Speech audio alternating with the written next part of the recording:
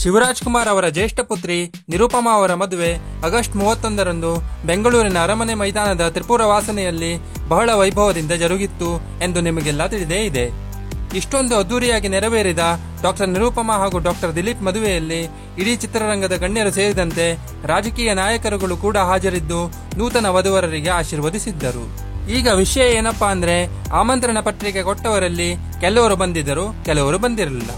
ಆದರೆ ಧಾರೆ ಎರೆದು ಕೊಡಬೇಕಿದ್ದ ಸೋದರ ಮಾವನೇ ಮದುವೆಗೆ ಬಂದಿರಲಿಲ್ಲ.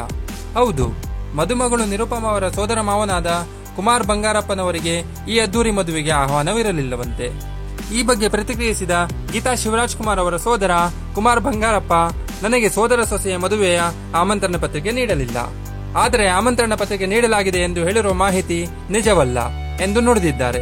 ಇಲ್ಲಿಯವರೆಗೂ ಕಂಡಿರದಂತಹ ಅದ್ದೂರಿ ಮದುವೆಗೆ ಇಡೀ ಚಿತ್ರರಂಗ ಹಾಗೂ ಶಿವಣ್ಣ ಅವರ ಅಭಿಮಾನಿಗಳು ಸಾಕ್ಷಿಯಾಗಿದ್ದರು.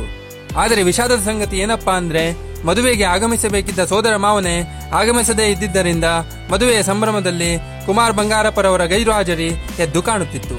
Share your comments below and also subscribe to our channel for more updates on this.